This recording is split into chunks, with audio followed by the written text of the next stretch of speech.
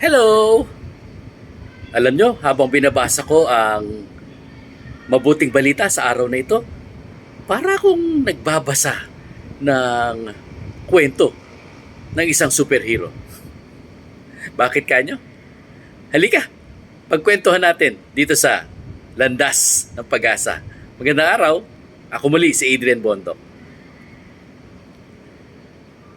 Habang binabasa ko ang ating ebanghelyo sa araw nito mula kay San Marcos, ang unang salitang pumasok sa isip ko ay makapangyarihan. Posible rin, lakas. Si Jesus ay makapangyarihan, si Jesus ay malakas. Bakit kanyo? Ang kwento. May isang tao na inaalihan ng masamang espiritu at walang magawa ang mga tao noon para pigilan siya. Iginapos na siya ng mga tanikala, ano pa siguro ang ginawa. Nakakatakot siya kasi sinusugatan na niya ang kanyang sarili. Inaalihan kasi ng masamang espiritu. Biglang pasok sa eksena si Jesus, parang teleserye. At walang ano-ano, mismong ang taong inaalihan ng masamang espiritu ang unang nagsabi.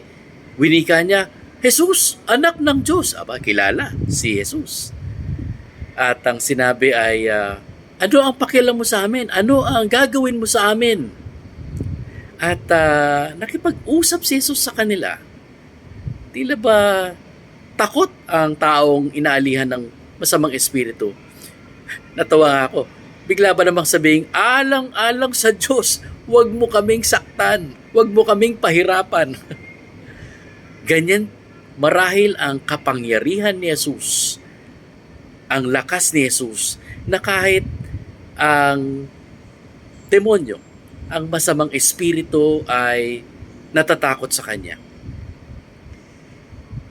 Pagpapatuloy ng kwento, nakakita ng kawan ng baboy ang taong inaalihan ng masamang espiritu at wika niya kay Jesus, utusan mo kami para pumunta doon sa mga baboy. At yun nga ang ginawa ni Jesus, inutusan niya na pumunta sa mga baboy. Power, kapangyarihan, yan si Jesus. Sa ating pagbasa rin, dalawang klase ng tao at dalawang klase ng reaksyon ang matatagpuan natin dito sa pagpapakita ng kapangyarihan ni Jesus. Una, yung mga taong narinig ang kwento. Hindi nila naranasan ng personal ang kapangyarihan ni Jesus. Narinig lang nila. Nabalitaan lang nila. Namarites nila, kumbaga. Ang pangalawa ay yung mismong taong inalihan ng masamang espiritu na naranasan niya ng personal ang kapangyarihan, ang lakas ni Jesus. Dalawang klaseng tao at dalawang klase rin ng kanilang tugon sa kalakasan or sa kapangyarihan ni Jesus. Yung una, hindi ko alam kung bakit, pero hindi nila naranasan ng personal ang kapangyarihan ni Jesus. Pinaalis si Jesus. Pinaalis si Jesus sa kanilang lugar. Ayaw nila kay Jesus. Ayaw nila kay Jesus. Ngunit, yung taong nakaranas ng personal ng kapangyarihan ni Jesus, nagdesisyon siya sumunod kay Jesus. Kaibigan, dalawang klase ng tao, dalawang klaseng tugon sa kapangyarihan ni Jesus. Itong kapangyarihan ni Jesus, hindi lang ito dahil makapangyarihan siya dahil nagpapagaling siya ng mga taong may sakit, nagpapagaling siya ng mga taong inaalihan ng masamang espiritu. Para sa akin, ang kapangyarihan ni Jesus ay ang kapangyarihan ng kanyang pag-ibig. Wika nga, power ng kanyang love.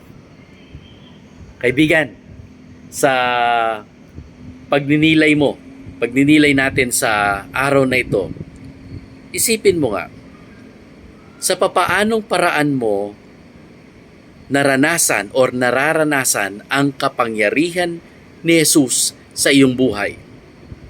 Ikaw ba'y nasa gitna ng kapigatian, ng problema? Paano mo nararanasan Paano umaaksyon ang kapangyarihan, ang lakas ni Jesus? Lalong-lalo na paano mo nararanasan ang kanyang kapangyarihan ng kanyang pag-ibig sa iyong buhay. Pag nilayan mo, kaibigan, at kagaya ng mga dalawang klase ng tugon sa ating ebanghelyo, naway ikay tumugon ng maayos, naway ikay tumugon ng maganda. Paalisin mo ba si Jesus sa iyong buhay? Or susunod ka sa Kanya? Pag nilayan mo, kaibigan, at ikaw ay magdasal at kausapin si Kristo ngayong araw na ito. Maraming salamat sa pakikinig mo sa aking munting reflection sa araw nito. Kung ikaw ay na-bless ng video ito, maging boses ng Pag-asa, paki-share sa iyong mga kaibigan na kakilala at paki-like na rin po ang aming Facebook page, Pathways of Hope. Muli kaibigan, maraming salamat. God bless you.